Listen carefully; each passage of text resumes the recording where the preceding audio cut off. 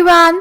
So we are solving NCERT questions of the chapter Human Health and Disease. Question number 11 is, what is the mechanism by which the AIDS virus causes deficiency of immune system of the infected person? तो question में हमसे पूछ रहा है AIDS virus infected person में immune system की deficiency कैसे cause करता है. So let's check the answer. तो बेटा इस पूरी प्रोसेस में क्या होता है, एड्स कॉजिंग जो वायरस होता है HIV virus, that is a type of a retrovirus. तो HIV virus animal cell that is macrophages को इन्फेक्ट करता है. अब जो HIV वायरस होता है उसका जो जेनेटिक मटेरियल होता है वो होता है RNA. तो इस इन्फेक्शन में HIV वायरस अपने genetic material that is RNA को एनिमल सेल में इंसर्ट कर देता है.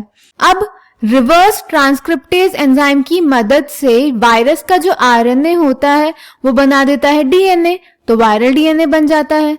अब ये जो वायरल DNA होता है वो कंट्रोल कर लेता है एनिमल सेल के जीनोम को दैट इज DNA को. तो वायरल DNA होस्ट सेल के DNA में इनकॉर्पोरेट हो जाता है. अब क्योंकि इसने होस्ट सेल के मैकेनिज्म को कंट्रोल कर लिया तो अब ये होस्ट सेल से अपना न्यू वायरल RNA प्रोड्यूस करवाएगा. अब सेल में बहुत सारे वायरल RNA बन जाएंगे तो इन वायरल RNA से पूरा वायरस बन जाएगा. अब ये वायरस एनिमल सेल में और सेल्स को इन्फेक्ट करेंगे तो ये T सेल्स को इन्फेक्ट करते चले जाएंगे. अब अगर ये T सेल्स को इन्फेक्ट करते चले जाएंगे तो T सेल्स का काउंट कम होता जाएगा और T सेल्स ही हमें इम्यूनिटी प्रोवाइड करते हैं. और अगर T सेल्स का काउंट कम हो गया तो बहुत ही आसानी से एनिमल सेल में इम्यून डेफिशिएंसी हो जाएगी. क्लियर? तो क्या होता है बेटा, after getting into the body of the person, the virus enters into macrophages where RNA genome of the virus replicates to form viral DNA with the help of the enzyme reverse transcriptase. This viral DNA gets incorporated into host cells' DNA and directs the infected cells to produce virus particles. The macrophages continue to produce virus and in this way acts like a HIV factory. Simultaneously, HIV enters into helper T lymphocytes, replicates and produce progeny viruses. The progeny viruses released in the blood attack other helper T lymphocytes.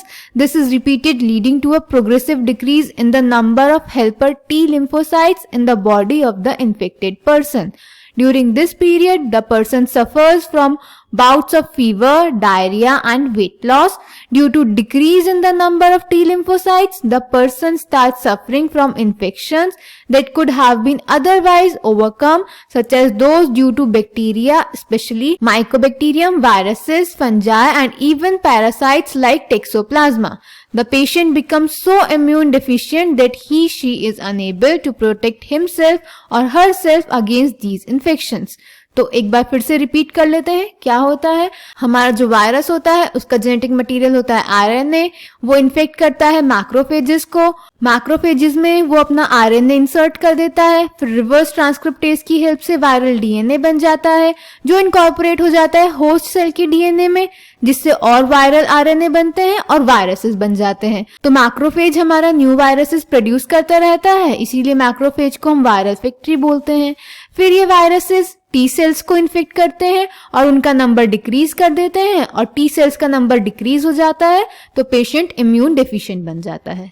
So this was answer number 11. I hope it is clear to you. Thank you.